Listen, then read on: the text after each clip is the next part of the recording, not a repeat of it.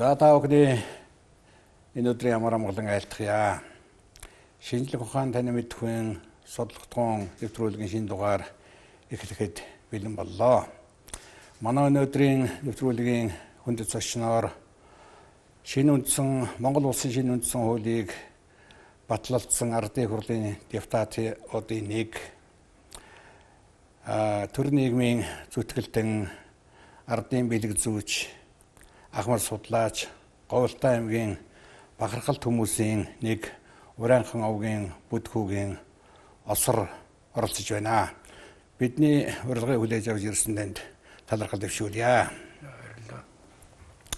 Тэгэхээр та бол нөгөө дамжин сурангаа хэлдэг шиг нөгөө азгар овгон дэрдэн би хар авдарт ном бэ гэдэг шиг энэ Монголын энэ оюун ухаан энэ зан заншил үг түүхийг бас өөрийнхөө даригтлагууд баримтгалсан Ахмад Эрдэнэтийн ардын бэлэг зүйч нарын нэг л дээ. Танаас олон зүйлийг уг нь асуумаар байна. Жишээлбэл одоо Чингис хааны үеийн тариалангийн тухай, Чинха балгасын тухай асуумаар байна, тийм ээ.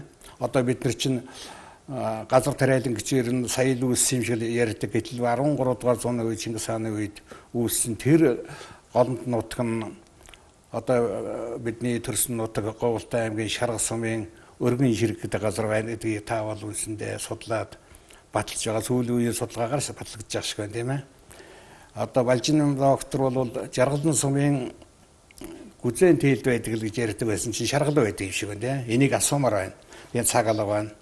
Энэ Монгол орны байгалийн баялагын тухай, ховор амьтдын тухай та бол маш их судалгаа хийсэн байдаг. Тэрийг уг нь асуумаар санагдах юм. Ялангуяа тэр говийн тухай, ховор амьтдын тухай танаас бол асуувал маш их юм одоо асуух боломжтой байна. Говьлтай аймгийн тухай бол та бол нэвтргээ сайн мэддэг. Би таныг боддог юм шүү дээ. Говьлтай аймгийн одоо амьд нэвтргээ толиол гэж ингэж боддог бичсэн олон зохиолууд бий. Тэгээ домог болсон алдартан гэж одоо Марзын шаруу, уртын дууч, поврон, үзмэрт тасрангаагаас ахуулаад Говьлтайгаа төрсөн дээр гайхалтай хүмүүсийн тухай таны бичсэн номуудаа хэвлэгдээгүй байж л байна. Алтаа нутгийн алдартнууд гээд одоо 30 хэдэн хөдөлмөрийн бадраас ахуулаад бичсэн таны ном бас ингээл их бичмлээрээ байж байна. Ялангуяа төгрөс сумын таны төрсөн төгрөс сумын одоо 100 жилийн зориулж хүн амын энэ тооллогуудын баримтыг та нэгтгэж одоо гаргах гэж байгаа юм байна лээ. Энийг бас асуумаар байна. Гэх мэтээр олон зүйлийг асуумаар байна. Гэхдээ өнөөдрийн ярианы сэдэв бол одоо энэ ширээн дээр байгаа энэ номтой холбоотой төдөө ухаан тухай ярилцъя гэж ингэж бодож байна. Тэгээд түүхэнд төрсэн ховор хүмүүсийн нэг нь арга байхгүй төдөөгаа. Тэгээд одоо мартаж болохгүй тийм байнга санаж явах хүн гэж бас байна. Төдөөгааг бол одоо бид нар мартахыг аргагүй юм да. Тэгээд сүүлийн үед баг ярьж байгаа учраас энэ тухай яриа гэж бодож байна. Тэгээд төдөөгаан ярахтаа хоёлаа төдөөгаан энэ хэвлүүлсэн 39 бот дээр төшгөлээд яри. Би бас гайхсан шүү дээ. Энэ 39 ботыг одоо бүгдийг уншаад тэмдэглэл хөтлөөд ингэсэн хүн одоо хэр байдаг юм бол. За энэ хүрэн дэвтэр хатгаж үзье. Энэ үзээд тэгээд. За ингээд энд бүгд өчтэй байгаа л да. Одоо ямар байтууд нь байшин тэрэн дотроос хамгийн гол нь би зүгээр сонирхсан юмнуудаа л түүж явсан хэрэг шүү дээ. Өөрийнхөө одоо энэ осоргоо шиг ингээд төдөөгаан 39 ботыг нэгүрчлэн уншаад ингээд тэмдэглэл хөтлөөд одоо бүр ийм хоёр тий. Одоо энэ ийм хоёр одоо бүтэн хүрэн дэвтэр бас нэг бот шиг болгоод ингэж байгаа хүмүүс хэр байдаг юм болоо. Тэгээд тийм учраас таныг одоо урьж төдөөгаан энэ ботуудад одоо чухам ямар гайхамшигтай санаанууд байдгийг бичсэн зүйл байдгийг тэрийг бас яриулъя гэж ингэж хүссэн юм аа. Тэгээд анхны асуулт төдөөгаа тэр нь та анх яа танилцсан юм, яаж холбогдсон юм энэ талаар танаас дурсан сонсъё доо. Төдөөгөөт ардын хурлын депутатаар сонгогдоод аймагт очоод уулзалт энэ төр хийж явахт нь бас дагаж барьж уулзаж явсан. За бид хоёр яг нэг үгэлэхэд би нэг тийм ойр дотн танил байсан гэж бодлоо хэлээ яах вэ? Ер нь бол сайхан л танил байсан. За тэгээд хамгийн одоо их тэр хүнийг ойлгосон, тэр хүнийг одоо тийм ухаантай хүн юм гэдгийг мэдсэн нь бол нөгөө үндсэн хууль батлах их олон хоногийн оролдоондар яг зэрэгцээ сууж исэн учраас янз янзын юм сонирхож асууж ингэж ийснээс болоод энэ хүн бол ер нь агуу их ухаантай хүн юм байна гэж ойлгосон. Тэгээд тэрнээсээ болоод би энэ хүний энэ бичсэн юмнуудаа сонирхож эхэлсэн юм л да. Яг тэнд сууж байхад нэг л ярианаас энэ асуудал эхэлсэн. Энэ түүх ингээд давтагдаад явдаг гэдэг үний юм байгаамаа. 1921 онд болж исэн үйл явдлыг өнөөдөр яг давтагдж байна. Энэ 90 онд гэж ярьсан. Тэгээд чи миний бүгд найрамдах улсын анх дугаар он гэсэн ном уншсан уу гэдээ асуусан надаас. Би уншаагүй гэсэн. Тэгсэн чинь тэр өн дээр бичсэн байгаа л да. Тэгээ энэ одоо бүр хүний нэр нь хүртэл давтагдах юм. Их сонин гэд ингээд хэд хэдэн юм хэлсэн. Нэгдүгээрт тэр үед элбэгд орж гэж нэг хүн гарч ирж байсан юм. Тэгсэн одоо нэг элбэгд орж одоо гарч ирсэн байна. Тэр үед дорлогжуугаад нэг хүн гарч ирж байсан. Өнөөдөр бас дорлогжуугаад нэг хүн гараад ирсэн байгаа. Тэр үтгийхэл 1921 оны хувьсгал ялж явах үед буян пүүс гэж байсан. Тэгтэл өнөөдөр бас нэг буян пүүс. Энэ буянгийн жаргал сайхан чинь тэр 21 оны буянгийн пүүсийн 4 төвийн хүн юм штэ гэж хэлсэн байхгүй юу? Тэгэл тэрнээс болоод би энэ хүний юм ер нь уншиж үзье гэж одоо тэр нөгөө анх дугаар он гэдгийг уншсан. За тэгээд зохиол бүтээлээс нь бол би яг л нэг уулын үеийн тэргээ ганц нэг гормон уншсан байсан юм л да хөөхд байх үедээ. Тэгээд л манай хүний бүтээлүүдтэй танилцж эхэлсэн юм л да. Би танаас бас нэг юм асуугаадгийг Төдөөгаан онцгой сав гэдэг нэг зөвнөлт өгүүлэг байдгийг. Энэ өгүүлэг зохиогдсон түүх тантай холбогддог юм байна лээ. Тэр Дулаан харын тухайд энэ ярьсан яриатай холбоотой. Тэрийг та нэг дуусан яриач. Төдөөгаан уулзалт хийхэд очсон байсан. Тэгээд талын сумууд уулзалт энэ төр хийгээд уцх тийшээ хандж байгаад аймгийн төвдөр бид нэг өдний хоол хамт идсэн. Аймгийн даруулаан тугаа би Төдөөгаан алцахгүй бид дөрвөн хүн байсан. Тэгсэн хоол идэх гээд ингээд сууж ягаад хоол идэж явах идэртээ үгүй энэ нутгийнхаа тухай та нар нэг сайхан юм яриачлгээд байхгүй юу. Тэгж ягаад би тэгээ юу ч байсан яад энэ чинь ашигт молтон бол одоо юу бол юу штэ гэхдээ зэрэг нь тэр Дулаан харын тухай ярьсан. Аймгаас одоо нэг 60 гаруй км байд юм л да. Одоо халиун тайшроо ирсэн маань нутгийн заагл юм л да. Дулаан хар гэдэг юм уул үйдий. Тэр Дулаан харын уул нь төмрийн хөдрийн илэрч байд юм байлээ. Судлагдаад тогтоцсон ч байхгүй л дээ. Тэгээд тэрийг би тэр үед ярьж ирсэн энд ингээд илэрч байд юм байлээ. энэ төр тэгсэн тэрийг маань хүн сонсоод өнгөрсөн. Тэгсэн дараагаар нэг сар орчмын дараагаар тэр онцгой сав гэдгийг ч бичсэн юм да. Хавaalтай аймгийн онгоцны буудалд орсон чинь төмрийн үйлдвэр байгуулагдсан тэр тэгсэн тэр төмрийн үйлдвэрийнхаа материалыг тэр Дулаан хараас авдаг энэ төргээд хачин оюу өгүүлэл бичсэн л байсан л да. За ийм байдлаар одоо та Төдөөгаатай хоёр дотн явсан учраас тэгээд бас Төдөөгаан 39 ботыг зүгээр нэг сонирхож унших, судлаж уншаад ийм хоёр том дэвтэр дүүрэн ингээ сайхан тэмдэглэл хийж уншаад энэ бол одоо үнэхээр их хөдөлмөрлөл дөө.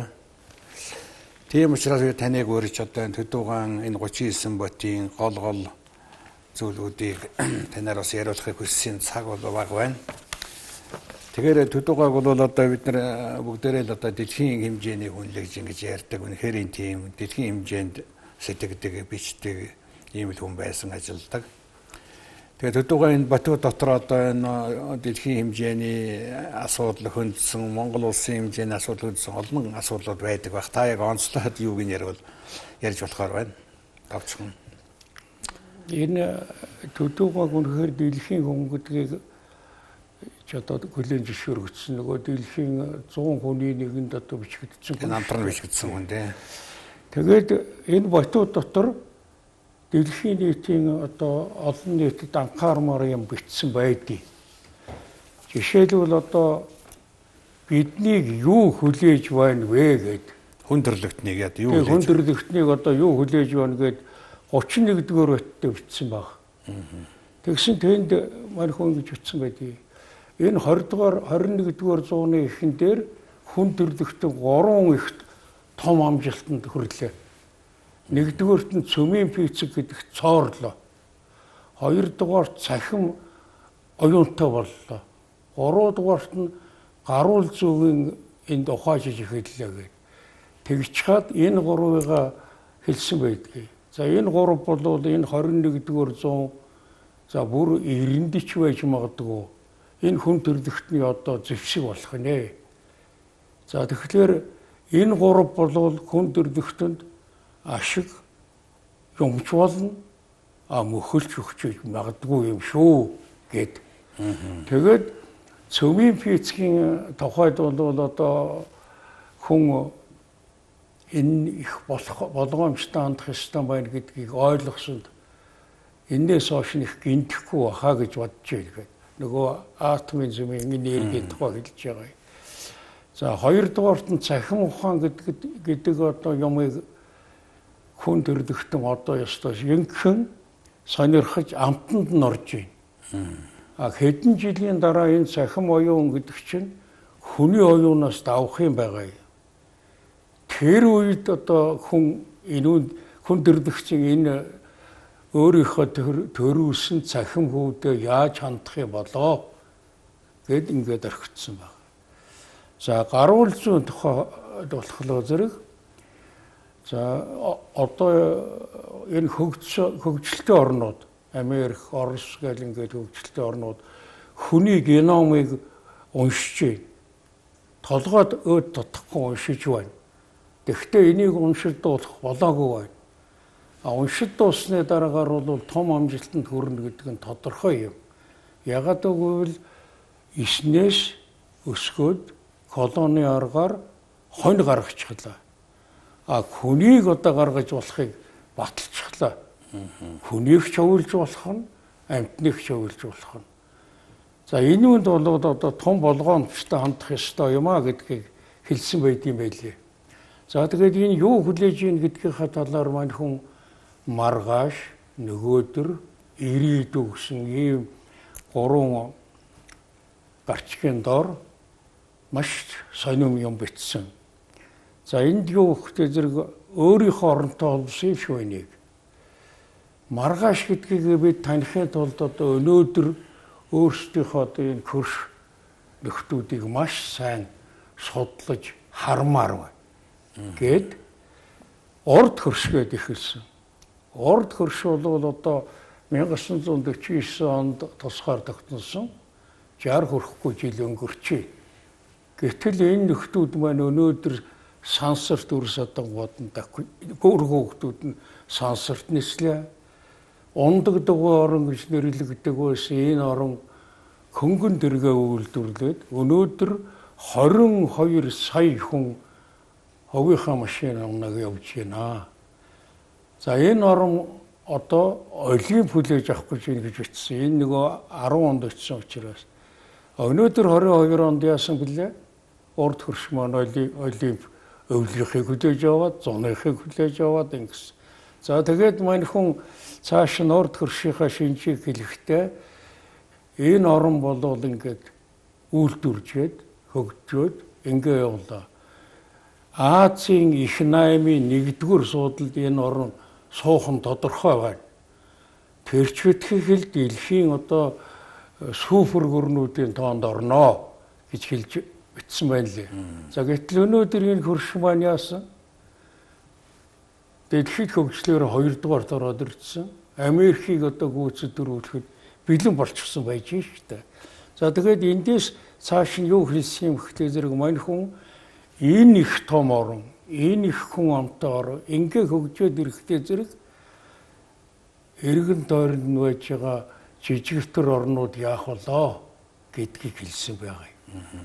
За тэгээд хэлэхдээ юу гэсэн гэхлээр зэрэг урд хөрш маань бол одоо энэ компьютерийн үйлдвэрлэл, за тэгээд одоо энэ эдийн засгийн өсөлт, за тэгээд тэрч битгий хэл одоо энэ спортын одоо амжилтуудаар бол урдаа амтэг улс орныг гიშгүүлэхгүй байх уу гэсэн байгаа. Удаан хугацаанд ийм байх уу. Тэгэхээр зэрэг хажуугийн орнуудад энэ их том орны нөлөө туснаа. За одоо тэр эдийн засаг масаг одоо тэр нь хараат болчдгоо маа гэхэд нөлөөнд нь орно шүү. Тийм учраас манай нэг бид энэ ийм үед яах вэ гэдгийг одоо энэс бодмоор байна гэж ütсэн байна лээ. За тэгээ хойд хөршийг бас хэлсэн. Хойд хөрш бол урд хөршийг бодвол дэлхийн 2 дугаар дайны өмнө онгоцоо хийчихдэг, машин техникийг хийчихдэг, үйлдвэр нэлээд хөгжсөн орн байсан. Тийм учраас дэлхийн 2 дугаар дайны хохирлыг маш огнхон хугацаанд нөхсөн. За тэгээд энэ орон нөгөө задарцсныг хэлсэн.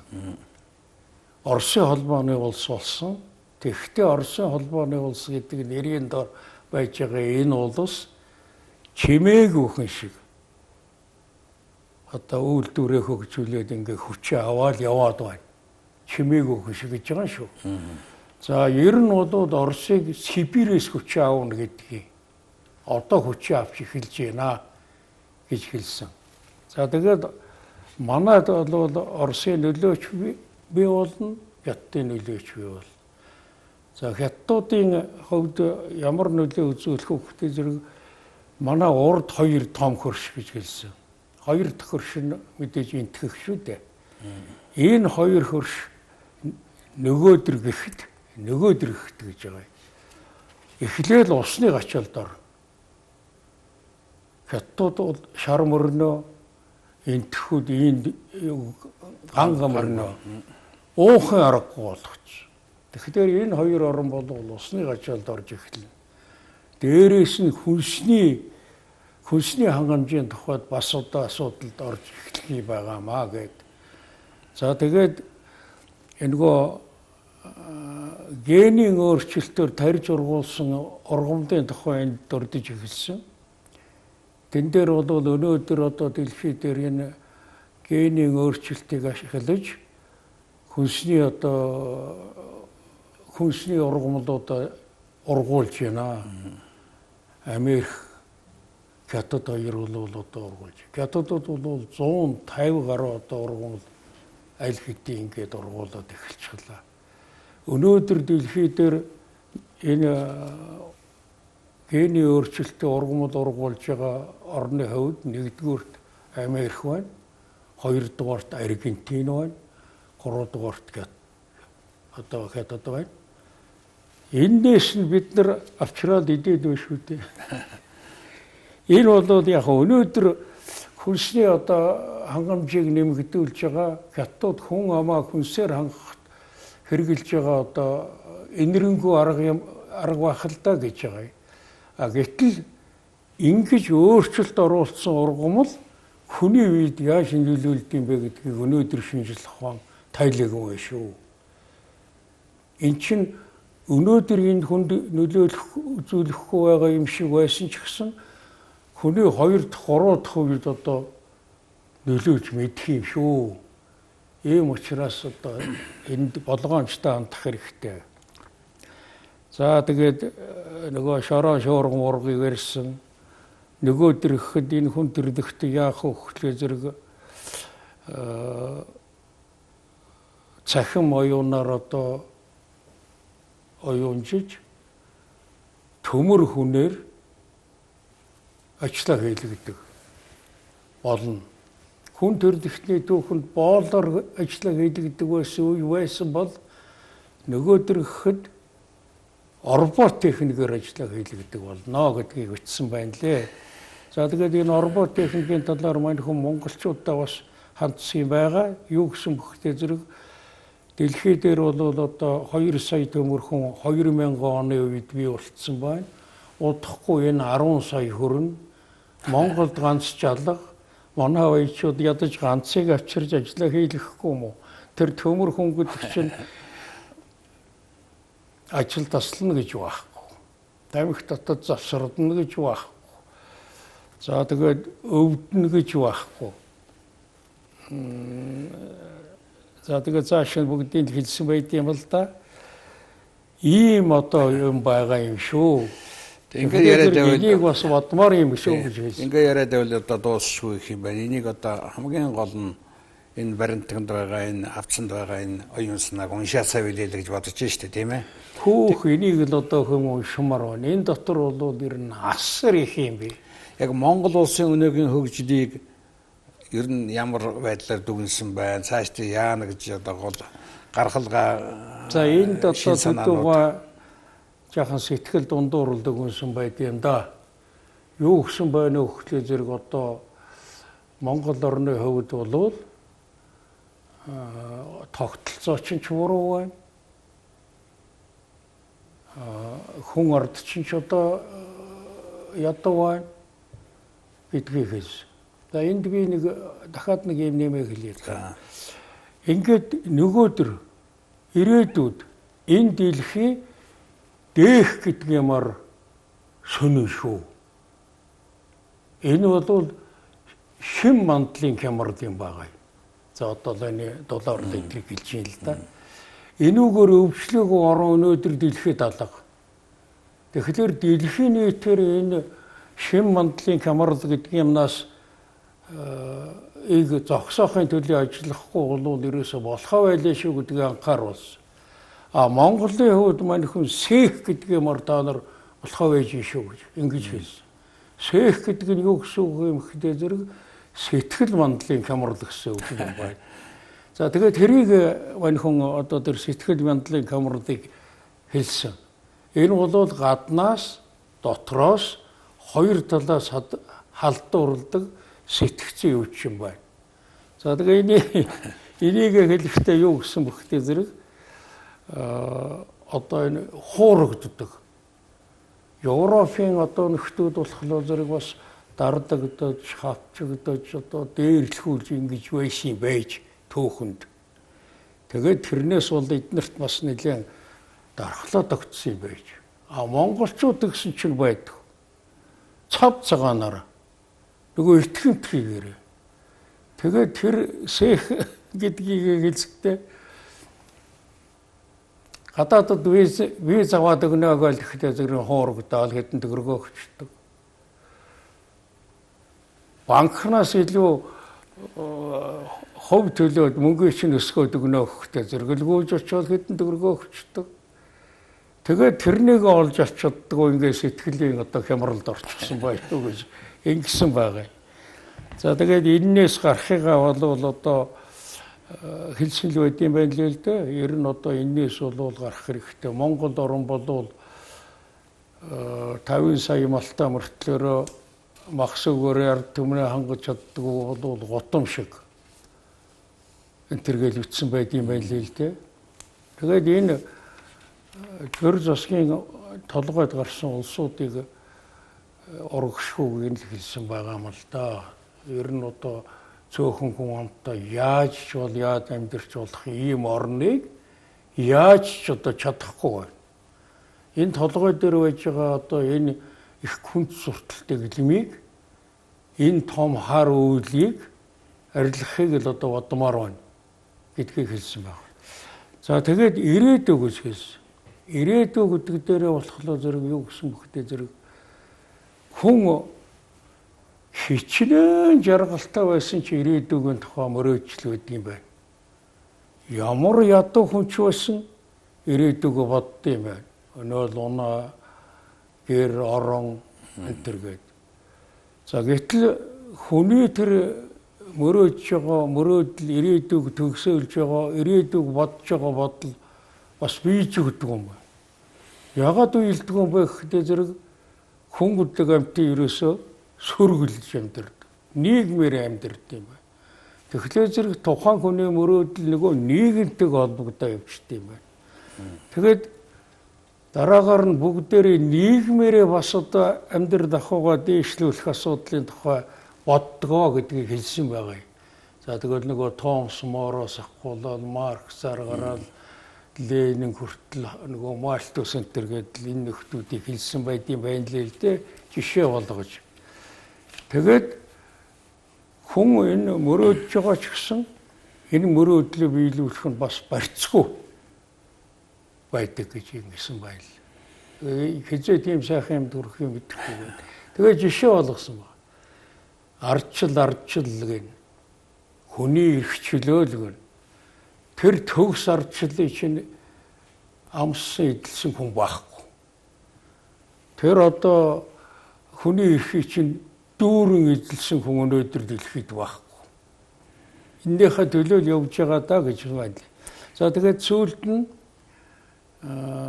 энэ шим мантлын хямралыг хязгаарлахгүй бол дэлхийг багалзуурдах нь ба шүү гэсэн санааг энэ дэлхийн нийтэд анхааруулсан. Одоо л нэг ухаарч явах шиг байна тийм ээ. Одоо харин нэг янз янзын хорон зөвлөгөөн одоо энэ хөрс өх ерөнхийлөгчийн дээр түмэн тарих хөдөлгөөн гэдэг чинь бас энэтэй холбоотой байх шүү. Тийм шүү дээ. Тийм ээ. Шим мантай. Энэ чинь одоо хүн төрлөختөн үндсэндээ ойлгож шүү дээ. Болохоо байх нь гэдгийг. Тэгээ манай ерөнхийлөгч гэсэн нэгдсэн үндэсний байгууллагын энэ дээрээс тэр юмуд тариныг хэлчихлээ шүү дээ. Энэ бодууд маш сайхан үйлс. За тэгээд энд 20 дугаар зуунд одоо өнөөдөр нэгдсэн үндэсний байгууллагын хүлээн зөвшөөрсөн биотехнологи гэж одоо ярьж байна л да. Ярьсан байна л да. Тэр одоо энэ биотехнологийн тухай маань хүн бас дурдсан. Сая миний ярьсан тэр дэлхийд анхааруулсан энэ бол 31-р өтөд нь маш тодорхой бий. За тэгээд энд маань хүн нэг л юмд харуулсан байлаа. Энэ биотехнологи гэдгийг зарим нэгэн одоо тэнэг бодлоготонгууд хүн төрлөختний эсрэг ашиглах нь биш. Америк, Орос энэ хөгжсөн орнууд ч одоо химийн зэвсэг гэж юм л да, био зэвсэг. Энэ био зэвсэг хийж шүү. Энийг олон түмэн мэдэхгүй байна. Эдгээр чинь нуугаад хэлэхгүй байна. Үе цохолцаал байх юм. Одоо яг эд яригдж шүү. Энэ бол одоо ёстой осолтой шүү гэдгийг хамгийн сүүлд анхааруулад энүүгээрээ та нар энэ дэлхийг багалзуурчих уу заа гэж. Одоо ингэж анхааруулсан байт юм байна лээ. Арга байхгүй одоо энэ сууд эрдэнтэн сэтгэгч төдөөс ахуулаа эдрийнхээ энэ үгийг сонсох хэрэгтэй тийм ээ.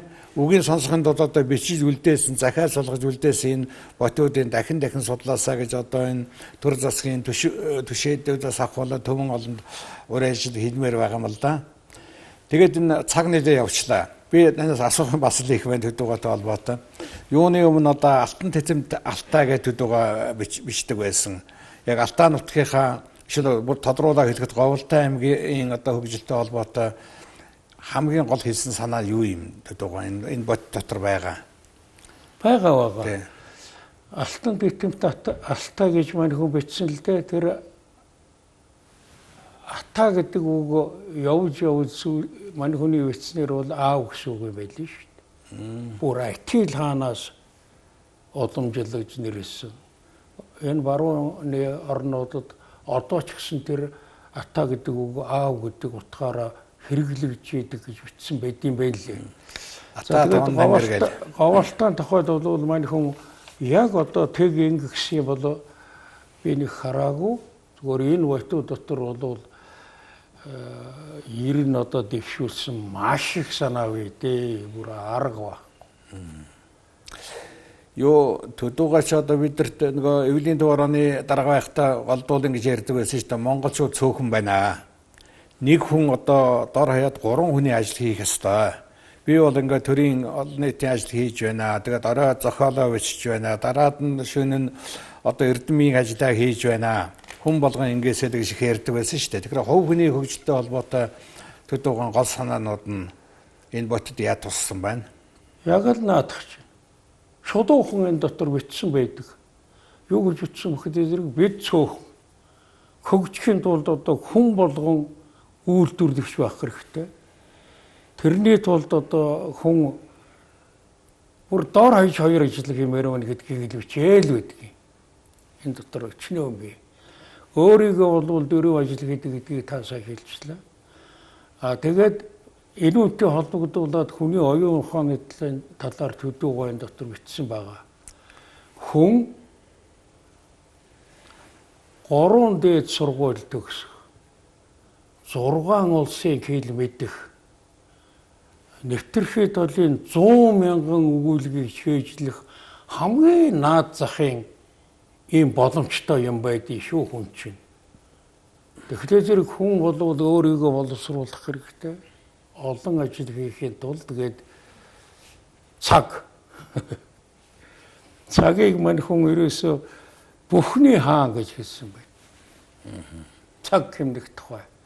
Цаг дотор амжиж юм хийх тухай. Энэ дотор маш их бий.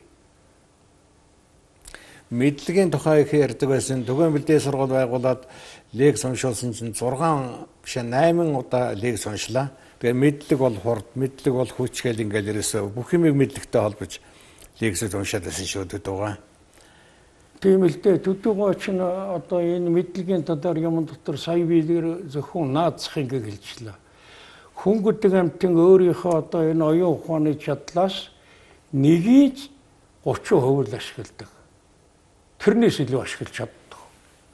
Гэж үтсэн байт юм байлээ. Та бол мандах бүртгэл дээд сургууль гэж байхад Дундгой аймгийн салбарын сургуулийн захирал байсан хүн. Одоо энэ төдөөгийн 39 ботыг би мандах их сургуулиас гууж авч зориудыг тавилаа. Энэ мандах их сургууль бол Нанжид багшийн энэ оюутнуудаа нэгээ бол бүр ингээд халтар болтол уншуулдаг юм байна. Тэгээ энд бүр зориуд авчиж энд тавилаа.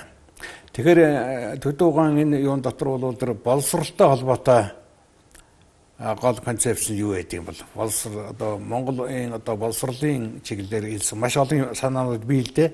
Гол цөм санаа нь юу юм? За ерөөсөө манай боловсролын системээс энэ залуучуудаа боловсрол болгож байгааг л шүүмжилсэн байдгийг. 20 хэдэн жил нэг багшаа өнөөс ингээл хараа зуугаад тэр багшийн заасныг одоо жийжилж хариулаад энийг шүүмжилсэн байд. Тэгээд одоохондоо ерөнхий боловсролын сургууль төгсөөд дээд сургууль төгсөө гарахдаа дутуу гарч ийн гэж шүүмжилсэн байд. Дээд сургууль төгсөө гараад ирсэн манай оюутнууд одоо амьдралын бэлтгэл ерөөсөө байхгүй. Нэг диплом хамгаалцсан. Уг нь бол чөлөөт цагийн үйлдвэр гэж энэ оюутнуудын чөлөөт цагийн үйлдвэр гэж байгуулах ёстой юм. Тэгээд тэрүүнд сурч явах хугацаанд нь тэр үйлдвэрт ажиллаулаад амьдрал таниулах ёстой юм гэж бичсэн байдгийг. Тэгээ одоо тэрнийг бол энэ боловсролын яамны улсууд дотроос ерөөсөө ам хангаадаг хүн алга гэж шүүмжилсэн л байдаг л юм байна л л дээ. Тэгээд төгсөө гараад ирсэн мэргэжилтнүүдийг хагас хүн гэж баг нэрлэмээр байна гэж хэлсэн байт юм байлээ л дээ. За дахиад энэ хөрөн дэвтрийг нэг үзүүлмээр байна. Тэгээд миний багш одоо доктор Цэнд гэдэг багш байсан. Ном их сайн уншина. Бид нар оюутан бид нар одоо Цэнд багшийг номыг одоо идэж уншдаг гэж ярьдаг байсан. Нэг удаа тэмдэглэл хийгээл уншчин. Тэгээд тэрийг бол аль ч өнцгөөс нь сүлд нь ярьж болдог байсан. Тэгээд тэр шиг таны энэ нэг судалгаа бол үнэхээр ууггүй том судалгаа байна л да. Хүн болгон ингэж уншдаг бол өмнө сайхнаа л гэж дахин хэлмээр байна. Тэгээд хэдийгээр та бол эрдмийн зэрэг цол хамгаалаагүй ч гэсэн одоо нөгөө дамжсарнган хэлдгээр одоо энэ хамаг ардын одоо энэ мэдлэгийн өөртөө хураасан буурал ахмад судлаачдын 1.5-аас одоо Ирхүүд политехникийн дээд сургууль төгссөн, Москвад намын дээд сургууль төгссөн улс төр судлаач ийм хүн олон жил одоо орон нутаг ажилласан төр нийгмийн ахмад зүтгэлтэн ийм хүн юм аа. Тэгээ танаас одоо олон зүйлийг одоо асуумаар тэр тусмаа Төдөөгаан бичсэн энэ 39 батыг бол бас задлаж дахин уншмаар л санагддаг. Энэ уриалгыг одоо хэлмээр та энэ номтой холбоотой энэ үзэгч олон түмэнд ялангуяа залуучуудад төр засгийн удирдлах одоо тийм түшээдүүдэд хандаж Төдөөгаан 39 батын талаар ингээд нэгтгэл хэлвэл одоо юу гэж хэлж болохоор байна? Энэ Төдөөгаан 39 батыг улс төрчид хэрвээ унших юм бол улсын хорныг удирдах, аж ахуйг удирдах, за тэгэл боловсрол эрүүлийг хамгаалах гэдэг энийг удирдахтай холбоотой маш их олон санаанууд бий. Би яг нэг хэлэхэд энэ улс төрчдийг энэ Төдөөгаан батыг уншаад удаа идэшээ гэж боддог байхгүй. За залуучуудад хандаж хэлэхэд энэ эх орныхоо оюунлаг улсуудын өвсөн тухайлбал Төдөөгаан энэ 39 батыг уншаасаа гэж хэлмээр байна. Манай залуучууд одоо нэг гар утсарч хаал тэргээл нохоод баг. Тэрэн дотор одоо энэ фэйсбүүкээр бичиж байгаа харж байгаа юмыг харахад хүнд хэрэгтэй ч юм байна. Хэрэггүй ч юм байна. Бүр уруу татах ч юм байна энэ дотор. Одоо тэр шалиг юм сурталчилсан 9 хэдийн хачи юмнууд ч байна. Тэрийг уншиж хахаар иймийг уншаасаа гэж хэлмээр байна. Тэгээ номыг чинь ингээд уншаа сонирхоод өөрөөр хэлбэл би бол Төдөөгаан тэр их оюунлаг хүн байна гэдгийг ойлгосноос болоод энэ хүний энэ бүх юмыг уншсан шүү дээ. Тэгээд яг хөө тэмдэглэл хийсэн. Миний тэмдэглэлийг авч уншсан хүн бас нэлээд олон бий. За тэгээд одоо залуучууд маань юм л уншмаар байна да. Энд чинь аяанда нэг уншаад онохлоо зэрэг амтнд орчдөг байхгүй. Тэгээд цаашаа яваад байдаг байхгүй. Төдөөгааг одоо амьд сэрүүн байхад нь ялангуяа сүүлийн жилүүдэд ер нь телевизийн ярилцлагын хүмүүнд орсон их цөөхөн байх шүү. Соён гэрлэгч телевизийн нэлээд юм авч яриулсан байх. Хамгийн сүүлийн ярилцлагаар тэдний хийсэн байх. Ер нь нэг хэсэг нэг юу гэх анхаарлын төвд биш байгаад байсан шүү Төдөөгаан. Гэтэл энэ хүний оюун ухаан, энэ хүний одоо энэ гэрээс энэ 39 бот 40 ботын номон дотор байгаа энэ шилмэл оюун ухааныг бол одоо хязгаарч хуучрахгүй юм да. Төдөөгаан бол одоо бидний дунд амьд мэд энэ ботуудаараа одоо үг сургаалаа хэлж гаргалгаа гарцсан хөгжлийн юмнуудыг одоо бас гэрэлтүүлсэн хэвээрэл байна гэж ингэж ойлгож байна. Тэгээд Төдөөгаан энэ ботын талаар одоо олон юм ярих байсан бол цагт одоо авчигдаж байна. Тэгвэл бас тодорхой хэмжээгээр хүмүүсийг энэ Төдөөгаан энэ ботуудыг эргэж унших сэтэл санаа өгсөн болов уу гэж ингэж найдаж байна. За таны энэ судалгаа эрдмийн ажилд амжилт хүсье.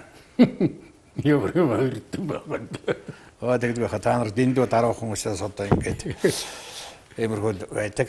Тэгээд өнөөдрийн судлагдсан нэвтрүүлгийн нэг судлагдсан бол осор одоо өөрөө юм. Түрүү би ярианыхаа ихэнд хэлсэн зөндөө олон сэдвүүтэй номнууд ингээ бэлэн болсон, ихэн бэлтгэгдсэн санхүүгийн асуудал ч юм уу тодорхой асуудлуудаар ингээл хүлээгдэл байж явах юм да. Тэгээ энийг нутгийн боломжтой дүүнер ер нь энэ эрдэм ухааныг шүтсэн хүндэлдэг, дээдэлдэг хүмүүсээс анхаарал таавна байхаа гэж ингэж найдаж байна. За өнөөдрийн манай судлагдсан нэвтрүүлгээр дуусч байна. Манай өнөөдрийн нэвтрүүлгээр Говьалтай аймгийн Бахархал Төмөөний нэг бүдгүүгийн осоргоо оролцлоо. Дараагийн нэвтрүүлэг хүртэл түр баяртай.